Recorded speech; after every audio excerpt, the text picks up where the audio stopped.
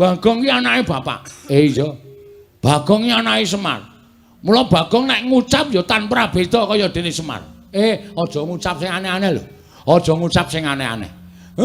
Iki kok nek kowe ngucap sing werna-werna, aku ki ngerti kowe iki sapa. Dadi kowe iki nek ngucap aja sembarangan. Nek lemu ngucap ki ming lair tok ora apa-apa. Ning nek tekaning batin suarane Bagong ki meh padha karo ucape Semar. Mula aku arep sumpah, Pak. Bagong, Semir. Santai wae to. Tenang wae. Aku ngelekke karo kowe. Gong, ora sembrono lho, Gong. Bapak ki wis ngendika, tur aku iki wis ngerti sapa jatine kowe. Bapak ki wis crita karo aku. Nek jane kowe iki anake bapak sing tuwa dhewe. Ning karo bapak digawe ragil. Oh bapak tak takoni Pak Bagong enek ora ngajar kok ora tau kualat ngopo. Bapak ki wis crita karo aku mergo kowe iki dudu anake bapak ning kowe iki ayang-ayangane Semar. Kowe iki mbiyen ngetutke Semar nomor 1 mbangane aku karo Petruk. Mula bapak tau kandha, kowe nek diucapi Bagong kae njaluk ngapura. Mergo ucape kae dugeni mandi tenan. Gong ora macem-macem lho. Ora macem-macem lho Gong, aja ngucap sing werna-werna. Kira-kira kowe ora kuat ndandani utawa ngleksanake nggonmu mbangun desa wis cukup. Diundur wektune, rasa ngucap sing aeng-aeng.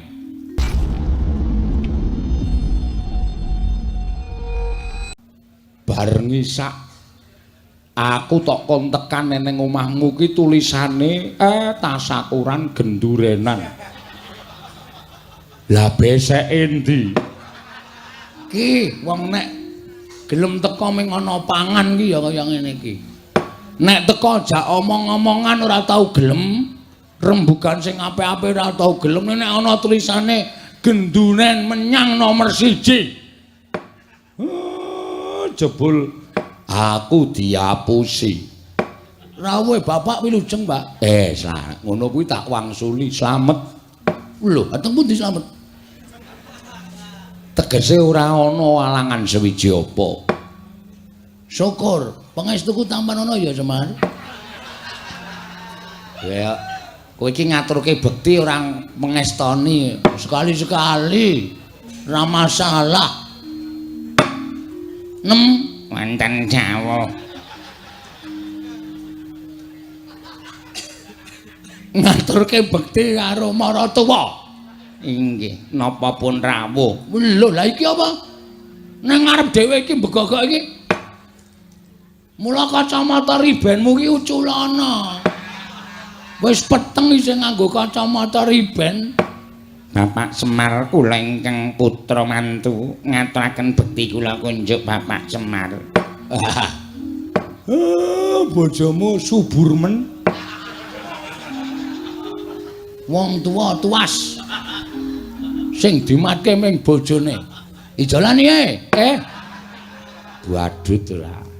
Iya, tak tampa. Pangestune bapak tampanana ya. Kula pundi nggo cimat paripin dayana ing kasantosan Rama. Dipun sekecaken anggenipun lenggah. Kowe iki ra ndek apa-apa apa piye? Bapakne maratuwa teka kok blas ora ana sing metu. Sumure asat. Rak ya. Kowe iki rak lengganan pam. Pam apa? Ora nyambayar dipedhot plempeme. Wis sekecake tanpa dahar, tanpa ngunjuk ana tetembungan wareg sing tanpa mangan, seger sing tanpa ngombe. Ha ta, Pak? Iya, iya. Nala gareng padha raja sak praptamu. Kamas telek. Nala gareng padha raja sak praptamu. Slamet, Gong, slamet. Nering sambikala tekaku. Pangestuku tampanana ya nala gareng. Ya, tak tampa wis ndak gelo atine. Petruk, slamet, Truk. Pamujimu slamet, Le. Le sapa? Bagong aku nek nyeluk kowe ya Le to. Bagong ngono. Iki nang kekuasaanku kowe. Iya, iya. Wah, pendapamu apik. Ngece. Mbok kira berake nyumbang gendeng. Pendapa separo, gendeng separo seng kok. Wah, iki ngece. Selamat tekamu, Tru. Selamat. Pamujiku ya, Gong. Heeh. Nang apa Bagong? Kok kowe kok kadingaren lagi pisanan kok jejere wis Bagong. Aja nyalake aku, Pak. Nyalake sing njaluk lakon. Dadi iki disetremeng upama aku kuwi diluputke, luput sing njaluk lakon. Iki lakon ora ana, Pak. Kudu tak karang dhewe. Ya wis ora apa-apa. Nek ya ora masalah ngono kuwi kanggo supaya pikirku dipecut piye carane iso membentuk suatu cerita. Sing bengi iki disuwuni karo panitia. Besok meneh iki nek ora ana lakone matur karo panitia. Supaya matur nek lakon iki ora ana, njaluk ganti. Wes kena dilongi bayare. Wis kudu dilakoni apa-apa ki ana tetembungan dalang ora kurang lakon. Ha iya. Andra ingkang Puspita. Kosek. Urung-urung kok wis suluk ya piye? Iki wose wigati iki dikandhake sikik terus lagi mengko Handra ingkang. Wah iya rum tau melu jejer. Iya. Bagong kowe iki jane duwe niat apa? Mengkene, Pak. Bapak wis ngerti to, tumpukan wedi nang ngarep kae. Nili ana ning jero omah, wis ana semen 3. Ngiring omah kae wis ngrumpukke kerakal aku saka kali. Iya. Niatku aku pengen bangun desa. Wah, padha karo aku dek mben aku bangun desa. Bangun desa kuwi tegese bangun ora kok bangun fisik ora. Ning batine masyarakat Karangkadempel tak bangun. Ning batine masyarakat Pringapus wis apik kabeh. Iki aku arep bangun fisik, Pak. Oh, ngarep omah kae arep tak cor. Terus pojok desa kae arep tak wenehi WC umum. Mergo kebiasaane wong nggon aku iki Pringapus iki, Pak. Nek do bebuang ki nang kalen. Monggo ora milih. Dadi siji sing marai aku ki kepengin bangun desa kuwi supaya bersih. Tegese kersikan kuwi ya ngibarate kaya dene iso nuwuhake kesehatan, ta Mir? Papan panggonan lingkungan sing apa jenenge kuwi resik kuwi bakale nuwuhake kesehataning raga lan jiwa. Nah iki arep tak jak ayo to. Padukan Pringapus ki padha digawe resik, dalan-dalan digawe resik, pinggir dalan dikeki wit-witan supaya eyup.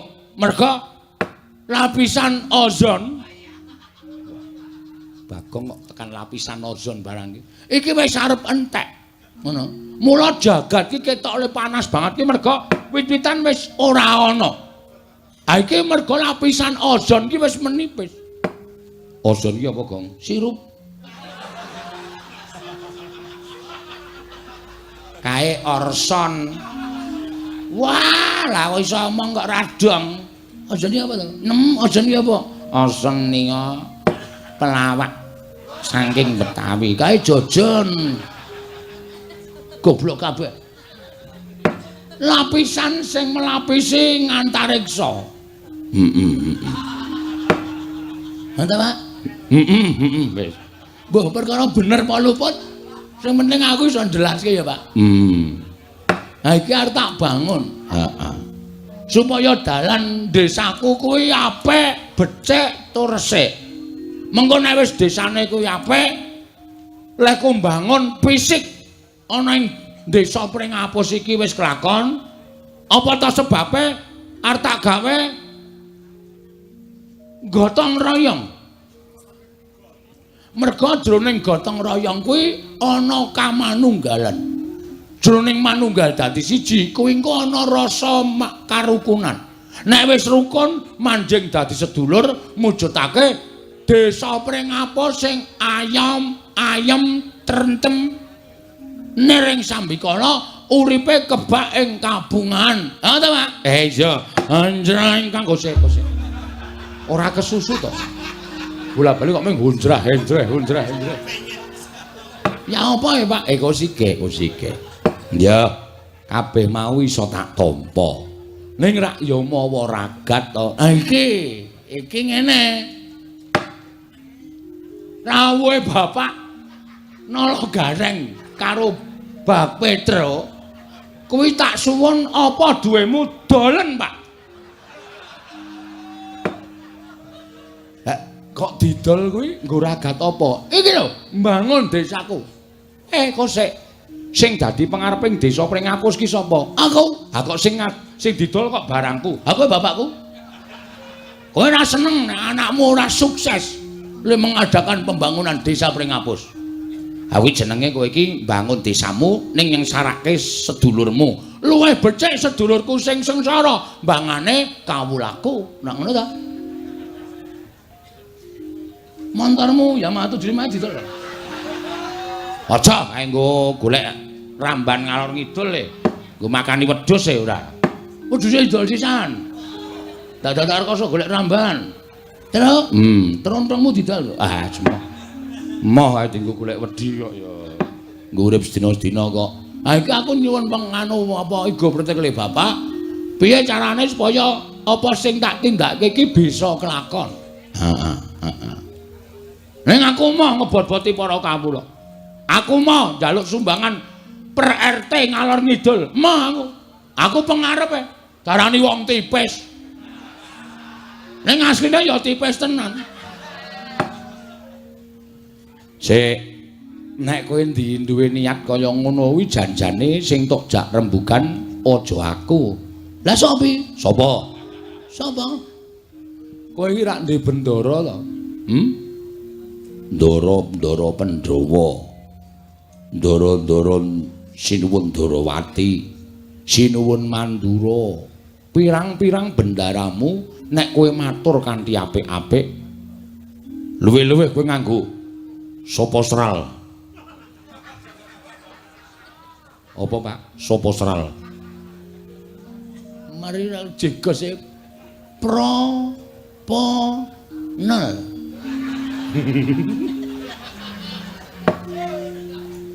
Proposal ya goblok. Proposal. Daturke ndara-ndara. Mengko mesti entuk dana saka ndaramu Pandhawa. Aku isin, Pak. Aku wis terlalu membuat gawe ndara-ndara iki kabotan mergo duwe abdi aku. Aku mau aku. Lakon lan orane nggonku mbangun desa iki ya ming mergo saka aku, ora ya saka aku. Mergo wis tak dadaki, Pak. Terus? Bojoku pek tukunen terus. Nek carane ngenten menika kula mah, kula wegah nek carane ngenten iki. Kula mah nek carane ngenten iki. Lara ati kula. Ora ditanyal-tanyalke ngono iki lho. Sore-sore kok gawe hawa. Terus piye? Aduh, mambeng atiku, Pak. Hendra ingkang iki puspitorum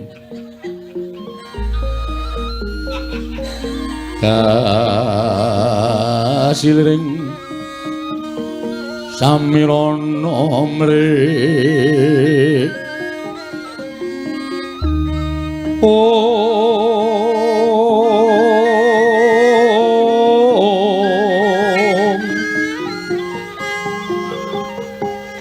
sekar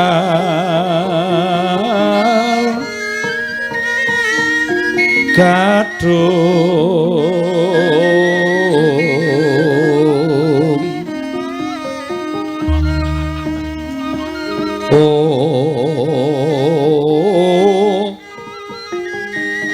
ngas kandanya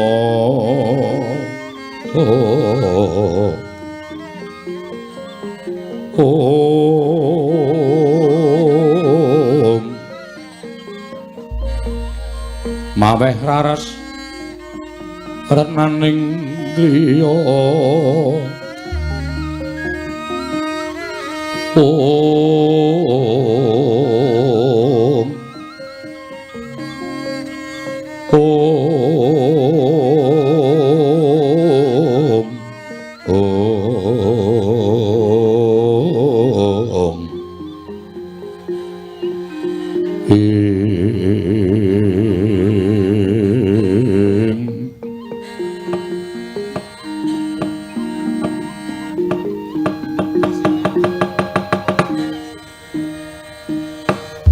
Susah aku, Pak. Susah tenan aku. Aku kebacut biawarake mring kawula sak desa Pringapus tak kelumpukke nang omahku ngene. Aku nyewata sistem sound system, tak wara-warake. Aku kepengin gawe kesejahteraane masyarakat saron aku mbangun Pringapus. Ning barang aku lumpukke dulur-dulurku blas ora ana sing bantu. Bapak ya ora bantu terus piye? Aku kudu golek srana nendi wis, Pak. Bayangno. Monggo aku mesti isin. Tak wangeni sok minggu ki wis wiwit gotong royong. Ngecor, ngecake semen 3 kae.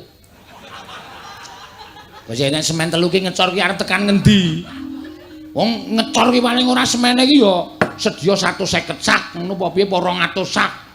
Sing go tuku gundulmu ya. Malah nesu to ora diomong kok malah nesu ora. Ameng 3 ae. Oh, kuwi adol, pit. Ya piye gong piye dalaku nek kon bantu ya ora iso wong nyatane kowe iki ya wong sekeng, aku ya wong ra duwe, bapak ki ya wong ra duwe. Apa kowe tegel? Bapak adol apa-apa supaya penjangkane anake kelakon. Tegel. Oh, lha edan. Aku ki wong tegelan kok. Santai aku. Ning yo mesakno bapak. Wah, wis pusing aku to. Apa-apa wis kontal apa minggu ngajeng para sederek kita kerja bakti. Para sederek-sederek kula dusun Pringapus sampun ngantos ngedalaken menapa-menapa. Nyamikan kula piyambak. Wis tak gorengke balok itu. Oh iya. Balok wakayu rumahmu. Karo tak gaweke teh tanpa gula ya sanane. Aning sing arep dienggo srana bangun apa coba? Heeh. Monggo mbutuhke werna-werna pojok kae wis tak kocaki, wis tak apa jenenge? Pondasi sing wis umum kuwi. Oh. Mengkari ngedekke, mengkari golek wesi. Woe. Aku iki nyolong entuk loro e. Aku ngarep bangun desane kok nyolong kuwi lho. Wis apa-apa ta sing penting rak dienggo Robin Hood e. Oh. Nyolong ning dienggo kesejahteraan masyarakat. Iya. Lah terus arep kepiye? Piye men? Ra meneng wae ora mencap-mencep kowe. Aku dhewe mgagas kowe iki bingung. Sesuk meneh iki nek ora duwe apa-apa iki aja sok janji. Lah iki lho ning kene iki kowe tak kandhani menengo dhisik. Wong iki diukur karo kekuatane, ngono. Aja mengko ndak diarani cecak nguntal cagak cebol nggayo wulan kakean gluduk kurang udan. Kowe iki suaramu ngebak-baki desa ning ora tau ana nyatane. Nek caramu kaya ngono kuwi, engko nek kawula ora percaya karo kowe, masyarakat ora percaya karo lemu dadi pengarep piye? Mung janji-janji tok, ora ana nyatane. Ngendi sing arep ngecor dalan, endi sing arep gawe WC umum, endi sing arep gawe pos ronda tok ucapke kabeh. Ning kowe ora ngukur karo kekuatanmu. Ayo coba. Nek wis kaya ngene iki sing susah sapa? Arep aku ki beda desa karo kowe, aku wis manggon ning Karang Kadempel, ning nek ngerti gegayuhanmu ngono kuwi adekku ki melu susah. Mikir mergo kowe iki anakku nek nganti apa sing dilakoni anakku ora kelakon, kowe wirang. Apa rumangsamu kowe ora mirang-mirangke Semar? Heeh. Bagong kae sapa to? Anake Semar. Memper wong bapakne wae ya kaya ngono. Ora mung mirang-mirangke bapak. Kakangmu loro iki tok wirang-wirangke kabeh. Kae dulure sapa? Dulure Gareng. Kae adine sapa? Adine Petruk. Kowe iki wis tuwa ning uteke kaya bayi. Heeh, ngresuk ngombe iki aku jale, Pak. Udus. Aja kaya bayi, aku ora iso disape, Pak. Cerewet. Bathukmu monsrot yo. Kandhani kok mesti sembrono. Hah? Mumpung saiki durung kelakon, kawula Pringapus desamu kene kelumpukna. Kowe ngumumke nyang kawula, apa anane dikandhake nek Dana Prabaya urung mlumpuk. Mula nggone ngecor dalan diundur. Maju Pak kowe ngecor. Maksude wektune dundur piye? Njaluk wektu 3 sasi 4 sasi supaya iso klakon. Ning apa sing tok janjekke aja tok apusi. Tegese tetep kudu tok lakoni ning njaluk mundur. Merga aku percaya penggalih kawula iki mesti ya bakal iso nampa nek kaya ngono kuwi. Ning nek kowe ora gelem mundur, tok tekati, kowe nyengsarake awakmu dhewe. Urung ora wurung mesti mung kowe adol apa-apa. Pekarangan tinggalane bapak iki mesti tok dol. Kuwi ora apik. Sing ngomong sapa? Ampun karangan aku ora tuku kok. Mengentuk tinggalan kok didol ora masalah. Wis payu Pak. Lah rak tenan to. Badut tenan kok. Iki mengkari tanda tangan. Wingi aku dikon tanda tangan ra iso. Oh. Anjuk, piye lek iso payu kok? Cap jempol. Cap jempol iki jempolku pas lara. Terus iki sesuk 3 dina kas iki payu. Mbok kuwi ditukokke. Aja. Tak nggo tuku lemah meneh. Nek ngono kuwi apik. Ngedol warisane bapak ning tukokke lemah sing luwih jembar tok tomboki. Sing ngomong sapa? Luwih ciyut. Pancen setan kan. Kuwi apike dikapake ngono kuwi blebeke nganti mati mbok wis. Wong cah kaya ngono bapak ya betah-betahe ngopeni. Mula unduren diundur. Ngono. Njaluk wektu karo kawulamu pirang dina, pirang sasi. Sak kuwate, sak mlumpuke dhuwitmu. Isin aku, Pak. Wis tak deki tendae. Ngendi? Dalan ngarep kae. Eneng tenda cilik mau kae. Kae nggo mlumpuk masyarakat. Terus engko karo nggo nyampur semen. Lek nyampur ya gotong royong suwen nggon aku biyen tak sewake apa molen. Wih iya. Iki membengkak meneh malahan. Nyewa molen. Ayo kuwi. Tukokke wae cah cukup kok. Wah iya. Sing isine nanas apa gedang. Ayo molen panganan karo molen semen. Goblok banget cah ora. Sing isine nanas ki nggo giling apa? Giling mripatmu ki apa piye? Gareng aja emosi. Mangkel aku suwe-suwe. Ngene wae, Pak. Bagong ki anake bapak. Iya. Bagong ki anake Semar. Mula Bagong nek ngucap ya tanpa beda kaya dene Semar. Aja ngucap sing aneh-aneh lho. Aja ngucap sing aneh-aneh. Iki kok nek kowe ngucap sing werna-werna, aku ki ngerti kowe iki sapa. Dadi kowe iki nek ngucap aja sembarangan. Nek lemu ngucap kuwi ming lair tok ora apa-apa. Ning nek tekaning batin suarane Bagong kuwi meh padha karo ucape Semar. Mula aku arep sumpah, Pak. Bagong, Semar. Santai wae to. Tenang wae. Aku ngelekke karo kowe. Gong ora sembrono lho, Gong. Bapak ki wis ngendika, tur aku iki ngerti sapa jatine kowe, bapak ki wis crita karo aku. Nek jane kowe iki anake bapak sing tuwa dhewe. Ning karo bapak digawe ragil. Bapak tak takoni, Pak, Bagong enek kurang ajar kok ora tau kualat ngopo. Bapak ki wis crita karo aku mergo kowe iki dudu anake bapak ning kowe iki ayang-ayangane Semar. Kowe iki mbiyen ngetutke Semar nomor 1 mbangane aku karo Petruk. Mula bapak tau kandha, kowe nek diucapi Bagong kae njaluk ngapura. Mergo ucape kae dugeni mandi tenan. Gong ora macem-macem lho. Ora macem-macem lho, Gong. Aja ngucap sing werna-werna. Kira-kira kowe ora kuat ndandani utawa ngleksanake nggonmu mbangun desa, wis cukup diundur wektune, rasa ngucap sing aeng-aeng. Ngene, Pak. Reng, Truk, Mar. Aku arep ngomong karo kowe. Aku iki nek nganti gagal pembangunan desa pring ngapus isen. Monggo tumrap Bagong aku mbangane isen luwung mati, Pak.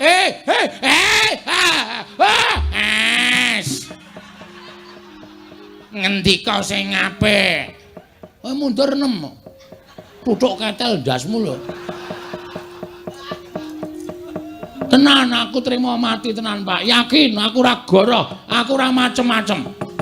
Nek nganti aku ora kelakon nggone mbangun desaku iki, ora ujar ora kaul. Najan ndro ngerti dalane, aku munggah neng kayangan, aku gugat karo dewa-dewa. Bagong kok mengguwe gegayuhan kok ora kelakon ki, dewane sing ora adil, Mar. Sidhem jroning masewakan wadya kung tanpa sabawa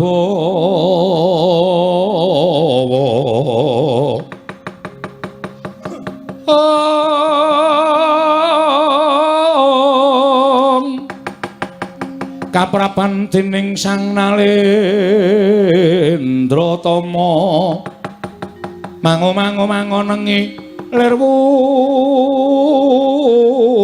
sing duka cipta berebuti mandana raras ing